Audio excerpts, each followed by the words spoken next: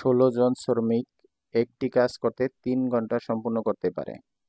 উক্ত কাজটি সম্পূর্ণ করতে 5 জন শ্রমিকের কত সময় লাগবে? কি বলছে অঙ্কটা?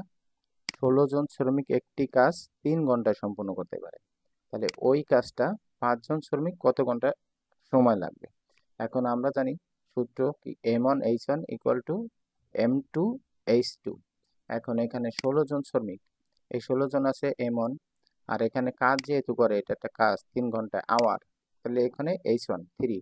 তবে উক্ত কাজ সম্পূর্ণ করতে 5 জন শ্রমিকের, তাহলে m2 আছে, m2 দেওয়া আছে কত 5, আর সময় লাগবে তা আওয়ার লাগবে h2 ইকুয়াল টু হোয়াট? তাহলে m1 h2 ইকুয়াল টু হইব m1 h1 ভাগ হইব m2 দেওয়া। তাহলে m1 কত 16, h1 কত 3, আর m2 কত 5, তাই 3 16 48 5। তাহলে এটাই, যদি পরীক্ষা এইভাবে থাকে অথবা সমস্ত ভাঙায় দিলে সমস্ত ভাঙায় দিবে, যেভাবে থাকে সেটাই হতো। Thank you.